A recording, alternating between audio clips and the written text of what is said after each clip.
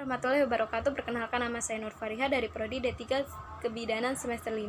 Di sini saya akan presentasikan hasil analisis saya, yaitu narkoba dapat melemahkan ketahanan nasional. Saya mengambil kasus peredaran narkoba di Jambi banyak dikendalikan dari lapas.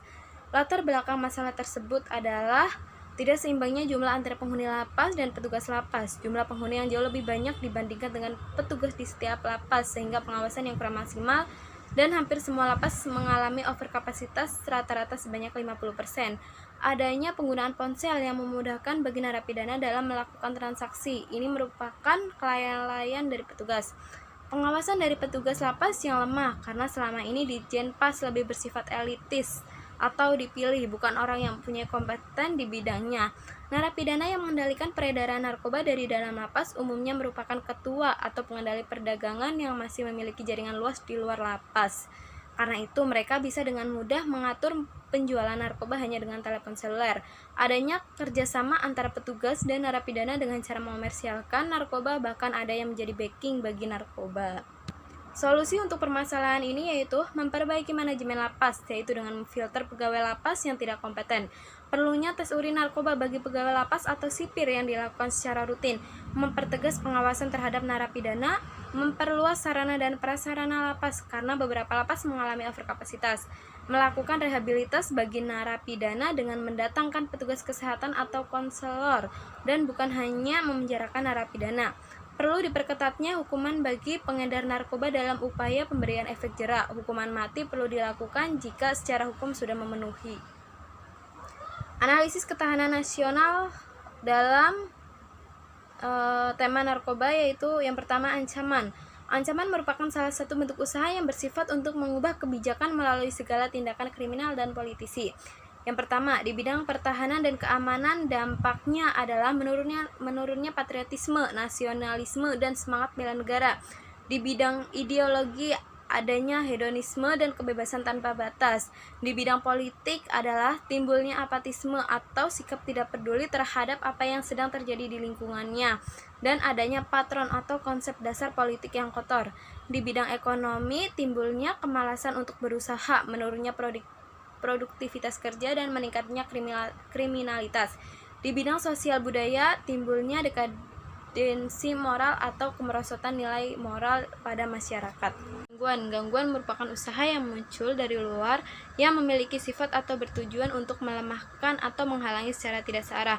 Yang pertama, tingkat pengetahuan yang kurang terkait narkoba akan mudah dipengaruhi oleh oknum pengedar narkoba. Yang kedua, adanya pasokan narkoba secara terus-menerus dari negara lain sehingga paparan narkoba di Indonesia lebih luas.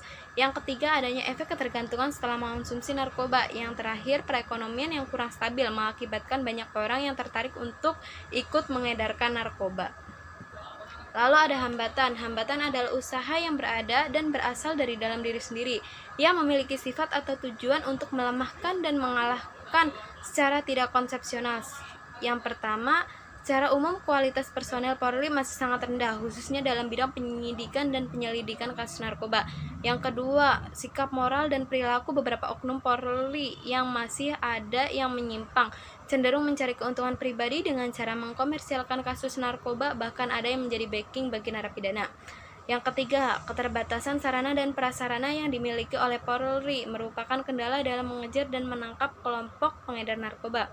Yang keempat, secara geografis, letak Indonesia sangat mendukung karena berada di antara dua benua, yaitu Asia dan Australia, serta dua samudra Pasifik dan Samudra Indonesia.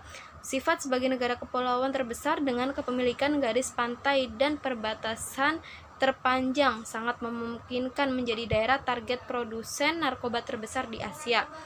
Dan yang terakhir adalah adanya pelabuhan kecil dan daerah terkecil yang tidak terkoordinir oleh pemerintah menjadi target penyeludupan narkoba. Lalu ada tantangan. Tantangan merupakan suatu usaha atau hal yang memiliki tujuan untuk mengunggah kemampuan. Yang pertama adalah pemerataan pengetahuan tentang narkoba sampai ke pelosok daerah. Yang kedua, memutus mata rantai peredaran narkoba. Yang ketiga, memantau kegiatan di pelabuhan kecil dan menjaga daerah perbatasan, terutama daerah pedesaan atau pesisir. Yang keempat, melakukan rehabilitas pada pecandu narkoba, bukan hanya sekedar memenjarakannya. Yang kelima, meningkatkan sarana dan prasarana kepolisian dalam upaya pemberantasan narkoba. Yang terakhir adalah meningkatkan kompetensi anggota kepolisian dalam upaya pemberantasan narkoba. Jadi kesimpulannya adalah ketahanan nasional adalah suatu kemampuan suatu bangsa dalam mempertahankan hidup dan kehidupannya dari ancaman. Salah satu ancaman ketahanan nasional di Indonesia adalah penyalahgunaan narkoba, khususnya di kalangan generasi muda di Indonesia. Narkoba dapat membuat akibat yang cukup fatal bagi masa depan bangsa Indonesia. Apabila hal ini dibiarkan terus-menerus dan tidak ada tindakan yang tegas dari pemerintah dan masyarakat, maka Indonesia akan menjadi bangsa yang malas, bodoh, dan bangsa yang terlepas dari karakter Pancasilanya. Ya, sekian dari saya. Apabila ada kesalahan mohon dimaafkan. Semoga bermanfaat. Wassalamualaikum warahmatullahi wabarakatuh.